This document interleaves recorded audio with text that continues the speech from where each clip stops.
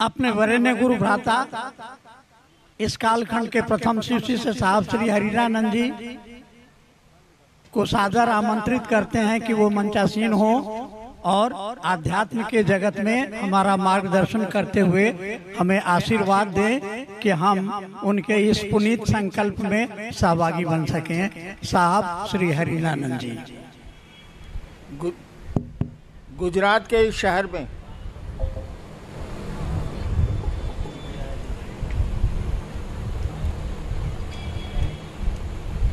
आपने आयोजन किया शिव गुरु महोत्सव का, और मेरा सौभाग्य कि मुझको यहाँ आने का अवसर मिला, सुअवसर मिला।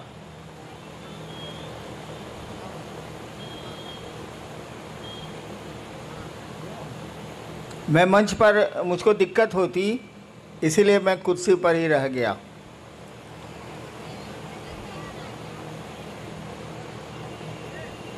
अब शरीर बूढ़ा हुआ ना भाई, 72 में घुस गया मैं, 72।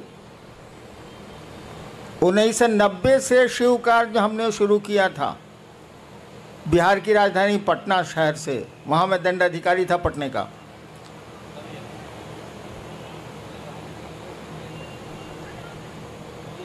उन्नीस साल हो गए ना, क्या सर? 29 साल हो गए, 29 साल हो गए।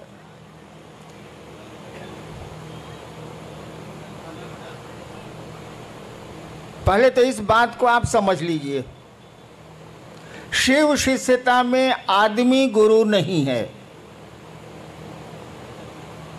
शिव शिष्यता में इंसान आदमी गुरु नहीं है।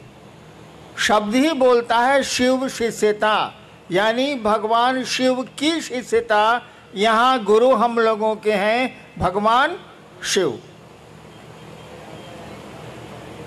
यहाँ किसी को गुरु मत मानिएगा, गुरु मत समझिएगा। शिव शिष्यता में सभी शिष्य हैं, सभी भाई बहन हैं। गुरु तो एक है, जो महादेव है, जो शिव है। और शिव गुरु महोत्सव या शिव गुरु चर्चाओं में उपदेश नहीं दिए जाते। यहाँ उपदेश नहीं दिया जाता। हम लोग अपने गुरु शिव की बात करते हैं, लोगों को बताने की कोशिश करते हैं कि वह जो महादेव है, वह जो शिव है, जिसकी पूजा इस देश के बड़े भूभाग में हजारों साल से हो रही है, जो घर घर का बाबा है। आप लोग भी जानते होंगे, बिहार में तो ये कहावत प्रचलित है, चंदा मामा सबके मामा, शिव घर घर के बाबा। शिव घर घर के बाबा, चंदा मामा सबके मामा। यानी बाबा तो वो है, और पोतों को और पर पोतों को या फिर नीचे बाबा की संपत्ति में सुख भोगने का अधिकार है। भारत का कानून भी कहता है। और हम लोग ले भी रहे हैं, हवा उसकी, जमीन उसकी, पेड़ उसके, नदियां उसकी, समुद्र उसके, सब कुछ उसका, हम उसके, तो भोग भी रहे हैं। हमने कहा कि उसी बाबा से सीखने की कोशिश करो, तो उसी महादेव से सीखने की कोशिश की जाए। मैंने कोशिश की थी, आपको मंडल सर ने बताया कि 15 साल तक मैं भी बचपन से भटकता रहा। मेरे फादर एसडीओ थे, उनको खराब लगता था कि बच्चा मेरा बड़ा बेटा है, श्मशान में घूमता रहता है। 15 साल भटकने के बाद तरह तरह की क्रिया, तरह तरह के लोग, तरह तरह के साधु, तरह तरह का घोरी। अफसर का बेटा था, छूट तो इतनी थी ही, सम्मान भी था। एक दिन स्मशान में बैठ के मैं सोच रहा था कि इतने साल तो मैंने बर्बाद कर दिए, पढ़ाई भी छूटी, पढ़ाई में मन कम लगेगा, रात भर मसान में कोई रहेगा तो पढ़ेगा क्या हो।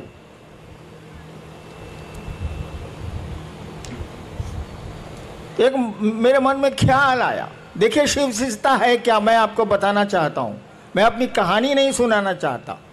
शिव शिष्यता क्या है ये इसको देखिए। आरा के गांग, आरा एक जिला है, भोजपुर एक जिला है बिहार का, पटना से सटा हुआ। वहाँ एक श्मशान में मैं रात के करीब 12-1 बजे बैठ के सोच रहा था, नदी थी, बैठ के सोच रहा था। श्मशान तो अंधेरा होता ही है, कोई आदमी होता नहीं। मेरे दिमाग में एक बात आई कि गुरु भगवान होता है तो ये भगवान गुरु काहे नहीं है। बस एक बात आ रही है और कुछ नहीं हो रहा है, मेरे आसपास कोई कुछ नहीं है। नदी है सामने, श्मशान का सन्नाटा है, अंधेरा। मेरे दिमाग में एक बात आ रही है,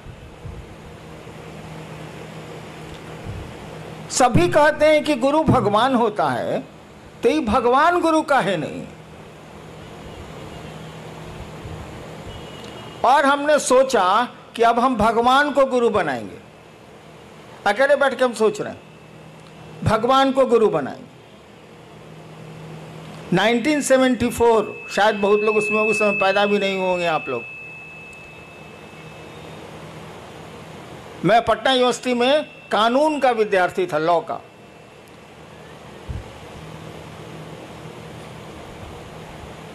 और जब मैंने सोचा कि मैं भगवान को गुरु बनाऊंगा तो भगवान की तो कोई छवि मेरे दिमाग में थी नहीं, मैं तो श्मशानी था।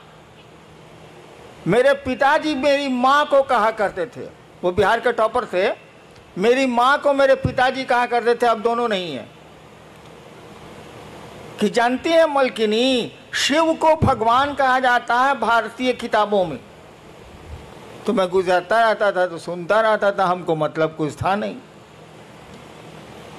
शिव को भगवान कहा जाता है, वह तो मैं अब मैं भी खुद समझा लूँगा कि शिव को ईश्वर कहा जाता है, महेश्वर कहा जाता है, क्या नहीं कहा जाता है, और ईश्वर को शिव कहा जाता है। लेकिन उस दिन मेरे दिमाग में कुछ नहीं था, खाली यही सुन रखा था मैंने कि शिव को भगवान कहा जाता है। तो जैसे मेरे दिमाग में आई ये बात कि मैं अब भगवान को गुरु मानूंगा, अब इंसान को मानूंगा ही नहीं, तो शिव मेरे दिमाग में आए। बाबूजी तो कहते हैं कि शिव ईश्वर का नाम है। मैंने शिव को गुरु मान लिया उसी क्षण। नवंबर का महीना था, देखिए आज 30 नवंबर भी है, तिथि तो याद नहीं है, यही महीना था वो। और यहाँ तो ठंड पड़ती नहीं है, उस इलाके में थोड़ी ठंड आ गई। और मैंने शिव को गुरु मान लिया, सो मोटो, मैंने हिंदी बोलूँ तो अपने मन से। किसी ने हमको नहीं बताया, ना मैं जानता था कि शिव गुरु है, मुझे कुछ पता नहीं था, मैंने मान लिया। आगे की घटनाएं तो बहुत लंबी चौड़ी हैं। मैं ये आपको सुनाना चाहता हूं कि मात्र एक ख्याल, मात्र एक विचार मेरे मन में उठा था 1974 के नवंबर में। मैं कॉलेज का विद्यार्थी था और उस ख्याल पर मैं खड़ा रह गया, उस विचार पर मैं खड़ा रह गया।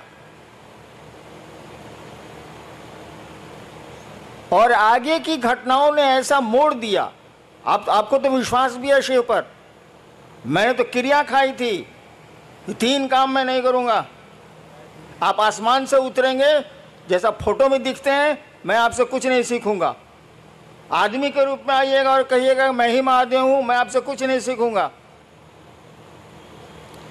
और उसी समय ये क्रिया भी हम खाए थे। और तीसरी शर्त मैंने बनाई थी कि जब गुरु ही बदल लिया, जब मास्टर मेरा बदल गया, तो पहले का मास्टर साहब का पढ़ाई कौन सी पढ़ना है।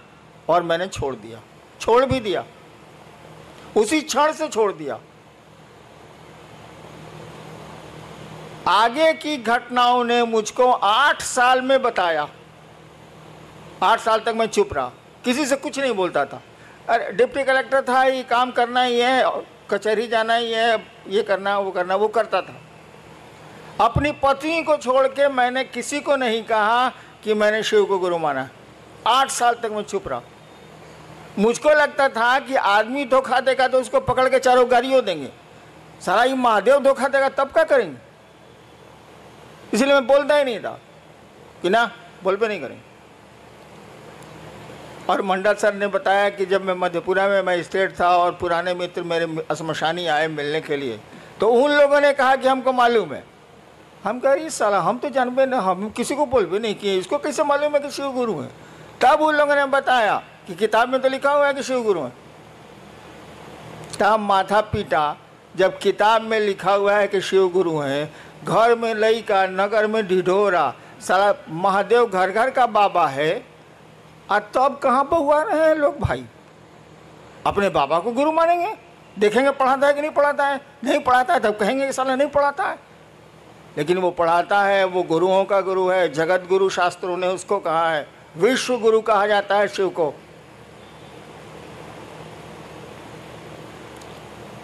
और परिणाम काम करते हैं, रिजल्ट काम करता है, विचारों में ताकत जो होती है ना वो काम करती है। मैं तीसरी बार शायद सूरत आया हूं, या दूसरी या तीसरी बार। कहाँ कहाँ जाऊंगा, कहाँ कहाँ जाता हूं। अब तो शरीर भी काम उतना नहीं करता, लेकिन शिव का काम हो रहा है कि नहीं। एक बहुत बड़े पत्रकार ने मुझसे पूछा कि पूरे देश में शिव गुरु का काम चल रहा है, मैं तो घूमता हूं, इसका रहस्य क्या है।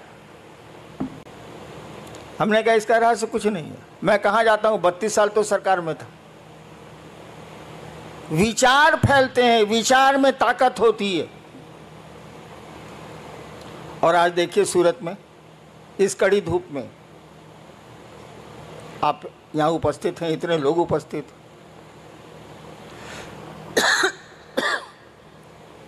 आइए देखते हैं कि आपने लिख के क्या भेजा है। ज़्यादा देर बोलूँगा तो मैं 4 महीने से बीमार हूँ, इसे बीच में ब्रेक दे रहे हैं। देखते हैं आप क्या लिख के भेजे हैं। जी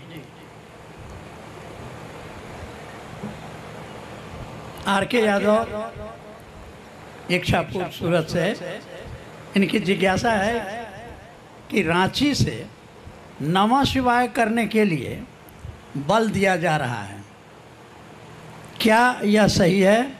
यदि सही है तो नमः शिवाय कैसे किया जाए, कृपया बताने की कृपा की जाए। शायद आर.के. यादव जी को मालूम नहीं है, लिखे हैं रांची से। रांची में पागल खाना भी है। एक कहानी है कि एक बार पंडित नेहरू जी जब प्रधानमंत्री थे तो गए देखने पागल खाना, उड़ती हुई खबर है, हम लोग सुना है। पंडित नेहरू जी जब प्रधानमंत्री थे भारत के तो गए कांके पागल खाना देखने, भारत सरकार का है ही तो एक पागल पूछा कौन है आप, उनसे प्रधानमंत्री जी से पूछा कौन है आप, तो कहा कि हम जवाहरलाल नेहरू प्रधानमंत्री भारत के। कहा हटते हैं कि नहीं यहाँ से, जे आता है यहाँ प्रधानमंत्री अपने को बोलता है हटिए हटिए यहाँ से। यादव जी ने गलती कर दी, लिख दिया रांची से, तो वहाँ पागल खाना भी है।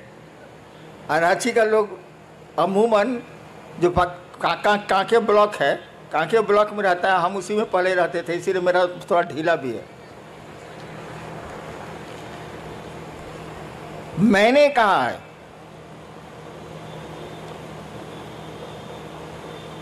कि आपको नमः शिवाय करना चाहिए। आज तक तो सिस्टम रहा है कि मंत्रों को गोपनीय रखा गया, लेकिन शिव शिष्यता में क्या गोपनीय रखा जाए, हमको बताइए आप। वो जगत का गुरु है, जगत के एक एक आदमी को ये अधिकार है कि उस शिव को बिना किसी के परमिशन के वो अपना गुरु बना सकता है। विश्व गुरु है वो। तो उसकी चीजें कैसे गोपनीय रह सकती हैं? जिसके 5 चेला हो वो ना गोपनीय रखेगा, जिसका संसार ही चेला बन सकता है वो क्या गोपनीयता? तो हमने कहा कि आप नमः शिवाय करें, इस पंचाक्षर को करें आप, इससे आपके लौकिक कष्ट भी कम होंगे और थोड़ा मन भी आपका शिवगामी होगा, शिव की ओर चलेगा। नमः शिवाय करने का तो 2 ही तरीका है। एक आप किसी माला पे कर सकते हैं 108 बार। दूसरा, सांस प्रश्वास भी एक माला है। माला कई तरह की होती है, कमल गट्टे की भी होती है, रुद्राक्ष की भी होती है, किसी चीज़ की हो सकती है, तुलसी की भी होती है। सांसों की माला भी माला ही है। हमारी आपकी सांस चलती है ना, ये 24 घंटे में 27,600 बार चलती है, जैसा मुझको याद है। यानी सांसों की भी माला है। सांसों की माला पर मंत्रों का आवागमन, मंत्र आए और गए, आवागमन देखा जाता है। तो नमः शिवाय जो आपका शिव का पंचाक्षर मंत्र है, आपके गुरु का मंत्र है, उसको सांसों पर चढ़ाइए नमः और शिवाय सांस से जाने दीजिए। ये आप जब याद पड़े 5 बार, 2 बार, 3 बार अपने गुरु को प्रणाम करिए नमः शिवाय से। खिचड़ी मत करिएगा। बहुत लोग करते हैं क्या कि सांस पर भी कर रहे हैं या माला पर गिनती भी कर रहे हैं। मैंने स्टेशन जाने के लिए एक टांग रिक्शा पर रखे, एक टांग बस पर रखे। साले चितरा नहीं जाएगा। आप बताइए, हमको अभी स्टेशन जाना है, कल जाना है स्टेशन, हम एक टांग रखें टेम्पो में, एक टांग रखें बस में, तो मेरा क्या हाल होगा? अरे कोई एक ही सिस्टम ना अप्लाई कीजिएगा। जब मन करे आप टेम्पो से जाइए, मन करे बस से जाइए, दोनों पर एक के साथ कैसे चढ़िएगा? ठीक उसी तरह से सांसों पर अगर मंत्रों का जप होगा, उसकी गिनती नहीं होती। गिनती तो किसी की नहीं होती। रुद्राक्ष के माला की भी गिनती नहीं होती, क्योंकि तो गिनती किया हुआ है, तो गिनती कौन सी कर रहे हैं? अरे भैया 108 बार माला में डाला हुआ है ये बीड्स, जिसको अंग्रेजी में कहते हैं दाना, तो उसको गिनती कौन सी कर रहे हैं? नमः शिवाय 108 बार, वो तो गिनती किया हुआ है। सांस आपकी गिनती की हुई है, जो 24 घंटे में इतनी ही बार चलेगी। तो गिनती नहीं करनी है, न माला पर गिनती करनी है, न सांस पर गिनती करनी है। अरे नमः शिवाय करना है। तो माला और सांस की खिचड़ी मत बनाइएगा। एगो टांग टेम्पो पर, एगो टांग बस पर, ये माफिक चलबे नहीं बाबा, ये नहीं चलेगा। माला पर करिए, स्वतंत्र रूप से करिए, सांस पर करिए, स्वतंत्र रूप से करिए, और करिए तो माने मंत्रों में शिष्यानुभूति पढ़िएगा, मैंने लिखी है। मंत्रों में भाव प्रवेश आवश्यक है। यानी आप नमः शिवाय किए, सोच रहे हैं खिचड़ी पकी कि नहीं पकी, ये तो मंत्र जप नहीं हुआ। नमः शिवाय किया तो सोचिए कि अपने शिव को, नमः शिवाय का मानी क्या है? शिव को प्रणाम। नमः शिवाय किया तो सोचिए कि शिव को प्रणाम आपका मन कर रहा है। सोचिए, शरीर नहीं झुकाना है, हाथ नहीं उठाना है, मन आपका शिव को प्रणाम कर रहा है। दोबारा फिर नमः शिवाय करिए तो सोचिए कि मन आपका शिव को प्रणाम कर रहा है। इस तरह से 108 बार करिए। इस तरह से सांसों पर जपिए। सांस पर जपिएगा तो याद पड़ जाएगा, उसमें दिक्कत नहीं है। लेकिन माला पे, माला जैसे कीजिएगा, खिचड़ी याद आने लगेगी, चोखा याद आने लगेगा, अचार याद आने लगेगा। इसीलिए सोचिए कि नमः शिवाय का अर्थ होता है शिव को प्रणाम। आपका मन शिव को प्रणाम करे, तब नमः शिवाय का अर्थ हुआ। नहीं तो नमः शिवाय का क्या अर्थ? नेक्स्ट। मुंबई से भाई उर्वेश, इनकी जिज्ञासा है कि शिव भगवान और शिव गुरु में क्या अंतर है? कोई अंतर नहीं है। भगवान शिव और शिव गुरु में क्या अंतर है? महाकाल और महादेव में क्या अंतर है? अघोरेश्वर और शिव में क्या अंतर है? अरे एक ही सत्ता के कई काम हैं, इसीलिए कई नाम हैं। सत्ता तो एक ही है। मैं ही हूं, मैं एक हरिनारायण। मैं सरकार में ज्वाइंट सेक्रेटरी भी था, गाड़ी भी अच्छी चलाता हूं, पिस्टल भी बढ़िया चलाता हूं, तो आप कहेगा कि एक बार मैं गया था सीवान, तो गाड़ी खुद चला रहा था, एटीएम था उसमें पटना में। सीवान गाड़ी बैक कर रहा था, बाजार का दिन था, कुछ महिलाएं थी, हमको कोई चिंता, गांव कितना जाते हैं हम। तो पीछे से किसी महिला ने कहा, ए ड्राइवर साहब लौको तो नहीं खे। हमारा साथी बगल में बैठा हुआ था कि ए बॉस, आपको तो एटीएम से ड्राइवर बना दिया, तो जैसा काम कीजिएगा वैसा ही नाम न होगा। तो शिव गुरु और शिव भगवान शिव या कोई शिव का जो रूप है, सभी रूप उन्हीं के हैं, उसमें कोई फर्क नहीं पड़ता है, काम अलग अलग है, सो दिमाग में रखिएगा। गुरु से मांगिएगा तो जो चीज़ आपको आपके लिए गड़बड़ हो जाएगी भविष्य में वो नहीं देगा। महादेव से मांगिए तो लोग की शक्ति दे दिया ना, रहा न कोई रोवन हरा। क्या मांग रहे हैं, किससे मांग रहे हैं, एक ही आदमी वो। गुरु से मांगिएगा तो वही देगा जो आपके लिए शुभ होगा। महादेव से मांगिएगा तो मांगिए, वहाँ पहुँच हो गई तो जो मन करे सो ले लीजिए, लूटा जाइए चाहे लूट लीजिए। महाकाल से मांगिएगा तो उतना किसी से दोस्ती करता है ना दुश्मनी करता है, कालनी संगी होता है, उसकी संगति किसी से नहीं होती है। कहा जाता महाकाल तेरी दया भी छलना है। महाकाल से दया मांगिएगा तो वो छल देंगे। कहे काल किसी का दोस्त होता ही नहीं, न किसी का दुश्मन होता है न किसी का दोस्त होता है। सत्ता तो वही एक ही शिव हैं, वही ज्ञानदाता के रूप में गुरु हैं, वे ही महाकाल हैं, वे ही सब कुछ। नेक्स्ट, ये सूरत पांडेसरा जगह है, भाई आशीष सिंह हैं, इनकी जिज्ञासा है कि आओ चलें शिव की ओर, इस पंक्ति का भावार्थ समझाने की कृपा करें। भावार्थ, शब्दार्थ नहीं बुझा रहा है। एक बार ऐसे ही हमने बोल दिया था, कैद मांगी थी रिहाई तो नहीं मांगी थी। अब चर्चा में इस पर जिज्ञासा हो गई हमको कि इसका क्या अर्थ हुआ। हमका महाबकलोल है सब। अरे कैद मांगी थी, मैंने जेल मांगा था, इस साल हमको छोड़ काहे दिया, ये पूछना क्या है। कैद मांगी थी रिहाई तो नहीं मांगी थी। हम कहा था कि महादेव से कहा है कि हमको बांध के रखिए अपने शिव भाव में, आप छोड़ देते हैं तो धरती हमको पैर देती है, इसीलिए कहा था कि कैद मांगी थी रिहाई तो नहीं मांगी थी। ठीक उसी तरह से मैं एक दिन चर्चा करके उठा, नहीं उस दिन मैं कुछ बोला ही नहीं। अचानक हमने कहा किसी को कुछ कहना है तो कोई कुछ नहीं बोला, तो हमने कहा हमको कुछ कहना है, और हमने एक शब्द कहा था, एक वाक्य कहा था, आओ चलें शिव की ओर। वही आजकल आपका स्लोगन भी हो गया है, आओ चलें शिव की ओर। मैंने ही कहा था ऐसे ही कि आओ चलें शिव की ओर। अरे धरती पर आए, यहाँ से जाना है ही, यहाँ बहुत सारा काम करते ही करते हैं हम लोग। एक काम और करें कि मन को समझा लें कि चलो शिव की ओर यार, कहाँ फंस गए हो। दुनिया में रहो जरूर, लेकिन दुनिया के राह हो के राह मत जाओ, बहुत खराब स्थिति। तो आओ चलें शिव की ओर, इसका भावार्थ बहुत गूढ़ है, बहुत गूढ़ है। उस स्टेज पर आपको जाना होगा तभी समझ में आएगी बात कि आओ चलें शिव की ओर। एक सुदूर क्षितिज से आती हुई मध्यम मध्यम आवाज़ है जो इंसान को बोल रही है, आओ चलें शिव की ओर। उस आवाज़ को कोई सुन पा रहा है, कोई नहीं सुन पा रहा है। नेक्स्ट,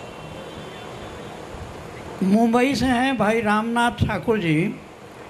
साहब श्री कहते हैं कि शिष्य भाव जागरण के लिए, हे शिव आप मेरे गुरु हैं, मैं आपका शिष्य हूँ, मुझ शिष्य पर दया कर दीजिए। इस मूक संवाद को प्रतिदिन बारंबार संप्रेषित किया जाए। कुछ लोग कहते हैं शिव दया शिष्य भाव के साथ ही मांगने पर गुरु दया करेंगे। कृपया स्पष्ट किया जाए कि दोनों विरोधाभासी क्यों लगते हैं। ये बात ही, सवाल ही हमको स्पष्ट नहीं हो रहा है। क्या इसका अर्थ क्या हुआ? सवाल का अर्थ क्या हुआ? अरे आप समझाइए ना, क्या इसका माने हुआ? एक पक्ष कह रहा है कि गुरु से दया मांगिए, प्रतिदिन संप्रेषित कीजिए। दूसरा व्यक्ति कह रहा है कि जब तक आप भाव से नहीं मांगिएगा आपको दया नहीं मिलेगी। इतना ही बात ना है? जी जी। सुन लिया ना? एगो साधु जी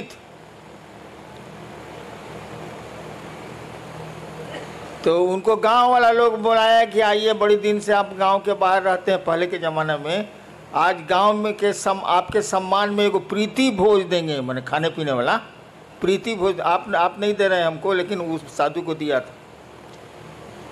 आया तो साधु आया तो कुछ तो सवाल जवाब होबे न करेगा। तो कुछ लोगों ने पूछा कि बाबा बताइए, भगवान है कि नहीं है? तो साधु बोला कि कौन लोग कहते हैं कि भगवान है, जरा हाथ उठाएं। तो हाथ उठा कुछ। कौन लोग कहते हैं कि भगवान नहीं है, वो लोग हाथ उठाए। तो कुछ लोग हाथ उठाया। कहा कि आप लोग दोनों आपस में समझा लीजिए, हम जाते हैं।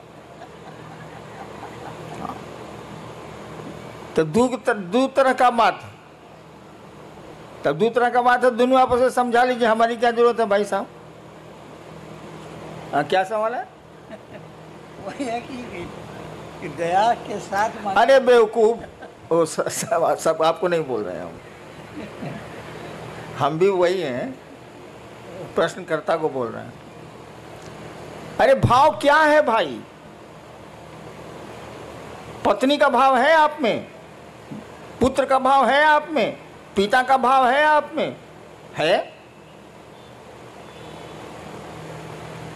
मेरा का भाव है कि आपकी चप्पल कहाँ है, आपके पॉकेट में पैसा कितना है, आपका घर कहाँ है, घर कौन सा है, सब पहचानते हैं आप।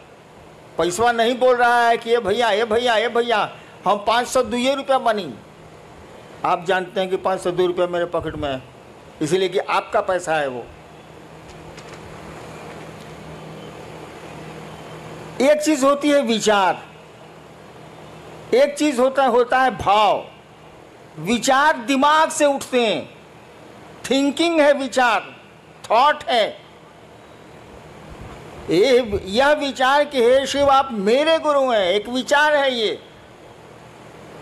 लेकिन देखिए वाक्य में हे शिव आप मेरे गुरु हैं, ये मेरा आपका छिप रहा है। जहां मेरा सामने आया कि मेरे गुरु हैं, तब फिक्र हो जाएगी कि मेरी चप्पल कहाँ है, मेरा महादेव कहाँ है। और जब ये बात आपके दिमाग से दिल में उतरेगी तो भाव है। भाव कुछ नहीं है बाबू, जो बात दिल से उठती है वो भाव है, जो बात दिमाग से उठती है वो विचार है, और कुछ नहीं है। तो कहा गया कि विचार को बार बार अपने दिमाग में आने दोगे तो ये दिल में प्रवेश कर जाएगा। उदाहरण दें, हम लोग बहुत जगह अफसर रहे हैं, बाबूजी भी अफसर रहे हैं, तो बदली होती रहती थी, अफसर कॉलोनी थी। पत्नी ने एक दिन आपसे कहा कि जो पड़ोसी है ना अफसर, वो बढ़िया आदमी है, सो आज केला भेजा था बच्चों के लिए। ठीक, ये विचार है, सूचना आपको मिली है। फिर दूसरे दिन पत्नी ने कहा कि उसकी बीवी कद्दू भेजी है सब्जी के लिए। खाली आपके दिमाग में न्यूज आ रहा है, विचार आ रहा है। धीरे धीरे आपको लगेगा कि पड़ोसी बढ़िया आदमी। एक दिन आपकी पत्नी ने कहा कि देखिए ना उसको बुखार लग गया है उनके बचवा को, तो आप कहेगा चलो ना दिखाते हैं। देखिए अब दिमाग से बात दिल में आने लगी, उसके बच्चे को देखने आप जाने लगे। इसका उल्टा देखिए, आपका बच्चा फूल तोड़ने पड़ोसी के यहाँ गया, डांट दिया पड़ोसी ने, आके आपको बोला कि मम्मी मम्मी मम्मी हमको डांट दिया, फूल तोड़ने गए थे। ठीक, एक सूचना आपको मिली, एक विचार आपके दिमाग में घुसा। फिर दूसरे दिन ऐसा ही कुछ हुआ, फिर तीसरे दिन ऐसा ही कुछ हुआ। 5 दिन के बाद आपको मालूम हुआ कि वो स्कूटर से जा रहा था, उलट गई स्कूटर, टांग टूट गया। आपके बाद ठीक हुआ साले को, ठीक हुआ साले को। देखिए अब दिमाग से, अखबार का न्यूज़ नहीं है ये, अखबार में रोज एक्सीडेंट होता रहता है, आप कहाँ कुछ सोचते हैं। यानी आपके दिल में बात आ गई, अब ये दुश्मनी का भाव पैदा हो रहा है। वहाँ दोस्ती का भाव पैदा हो रहा था, यहाँ दुश्मनी का भाव पैदा हो रहा है। तो भाव कुछ नहीं है, जो बात दिल से उठती है वो भाव है। शिव मेरे गुरु हैं, ये बात अगर दिल से उठती है तो ये भाव है, अगर दिमाग से उठती है तो ये विचार है। जब तक भाव में नहीं जाएगी ये बात, कहा ही जाता है कि आध्यात्म की किसी भी गाड़ी का पेट्रोल भाव होता।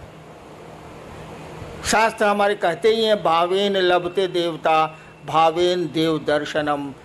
शास्त्र कहते हैं भारत के कि भाव से देवता मिलते हैं, भाव से देवताओं का दर्शन होता है। तो आध्यात्म की कोई गाड़ी का पेट्रोल भाव ही है, विचार नहीं। शिव मेरे गुरु हैं, ये विचार रिजल्ट नहीं देगा, लेकिन जब मन में बैठ जाएगी बात कि शिव मेरे गुरु हैं, मेरा गुरु है, वो रिजल्ट आने लगेगा। नेक्स्ट जिज्ञासा नहीं है, एक निवेदन है। मध्य प्रदेश से रीवा से भाई अशोक आप लिख रहे हैं कि आज 3 साल से रीवा वो सिद्धि जिला में महादेव का काम हम लोग कर रहे हैं। एक तरफ से शिव को गुरु मान रहे हैं और एक तरफ से लोग छोड़ रहे हैं। हम लोग आशीर्वाद लेने आए हैं कि रीवा व सिद्धि में महादेव का काम बढ़े। साहब आशीर्वाद। एक तरफ से लोग मान रहे हैं, एक तरफ से छोड़ रहे हैं। मैं महादेव का काम 40 साल से कर रहा हूँ। महादेव कराना है, हम कल करेंगे। कितने आए कितने गए। अंग्रेजी में एक कविता है, men may come and may go, men may go. लोग आते हैं जाते हैं, but I go on forever. मैं जाता हूं तो हमेशा के लिए जाता हूं। तो किसकी चिंता करोगे, कौन आया कौन गया। महादेव की दया जिस पर हुई वो रहेगा। हैं लोग कि नहीं मेरे साथ। मैं इनका विद्यार्थी था कॉलेज का 67 में। यही मंडल जी पढ़ रहे हैं जिज्ञासा।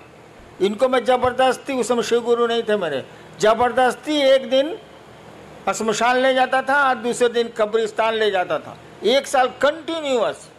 जबकि मेरे प्रोफेसर लेक्चरर थे, मैं विद्यार्थी था इनका फर्स्ट ईयर का। इनको मैं ही पकड़ के ले जाता, चलिए मसान। तो जिसको टिकना है वो टिकते ही हैं, जिसको नहीं टिकना है उसको कितना टिकाओगे। हाँ, महादेव से दया जरूर मांगो कि सभी टिकें, सभी रह जाएं, कोई छूटे नहीं, कोई टूटे नहीं। कोशिश तो हम लोग की यही होनी चाहिए। करो, आगे बढ़ो। भाई मनोज सिंह है सूरत से। क्या शिव को गुरु बनाने के उपरांत भी पारंपरिक गुरु दीक्षा लेना आवश्यक है?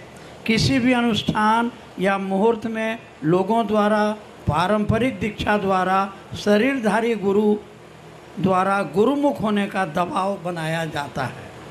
भाई मेरे भी बिया में बनाया था।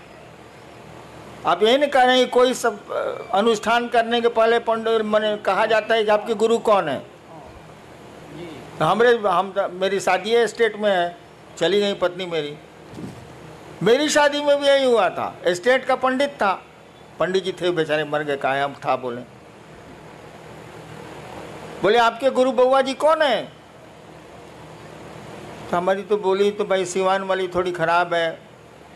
हमने कहा कोई साला मेरा गुरु नहीं है। तो लोग बका गया कि लड़का है ब्याह के मंडप पर बैठा हुआ, कहता है कोई साला मेरा गुरु नहीं है। तब मेरी पत्नी से पूछा, उसमें पत्नी हुई नहीं थी, वो होने वाली थी 2 घंटे के बाद। पत्नी से पूछा कि आपके गुरु कौन है? बोले कोई नहीं। तो पंडित जी बोले कि चलिए शिव को गुरु मान लीजिए। हम कहा मैं नहीं मानूंगा। पत्नी ने कहा हम मान लेंगे। इसीलिए बाद में कहती थी कि आपसे हम सीनियर हैं। हम कहा तुम ब्याह करने के लालच में मानी हो, हम लालच में नहीं माने।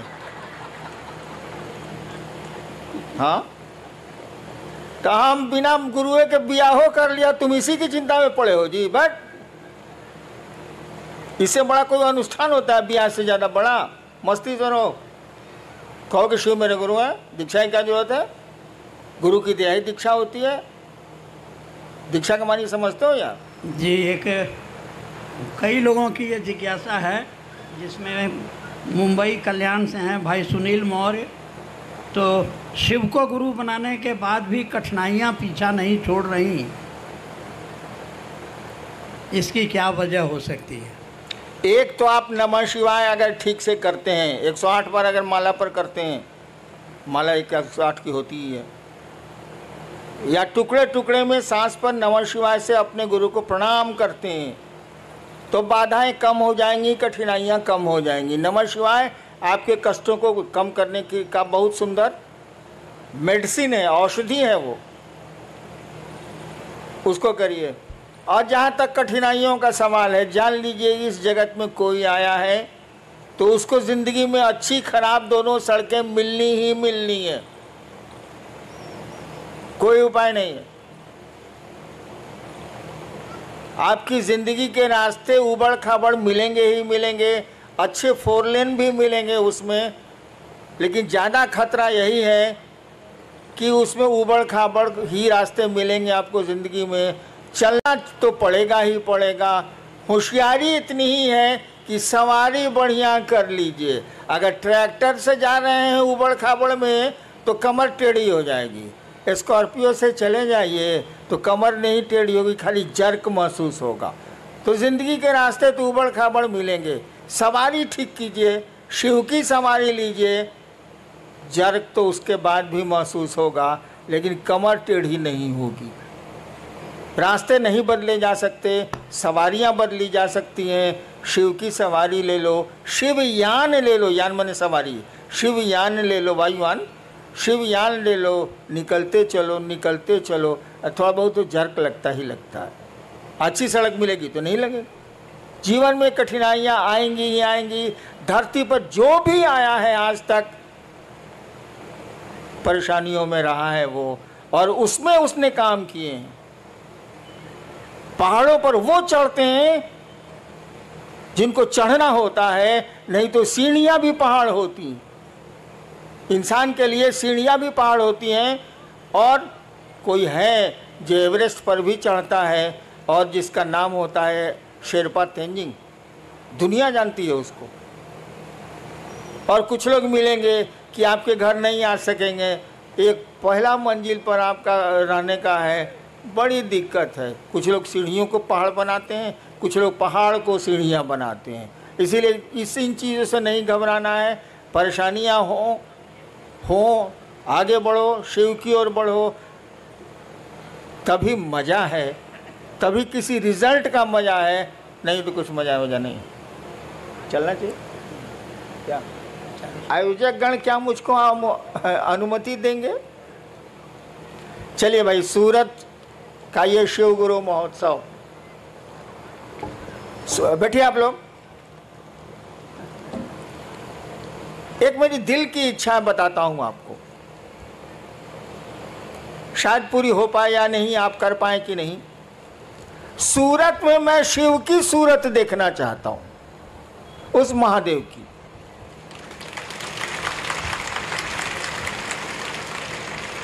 जैसे सोमनाथ है ना, सूरत में भी मैं शिव की सूरत देखना चाहता हूं, लोगों के दिलों में शिव को देखना चाहता हूं। आप मदद करें, आप सहयोग करें, महादेव दया करें। आपको प्रणाम। भजन शुरू करो, आप बाहर करो। सगर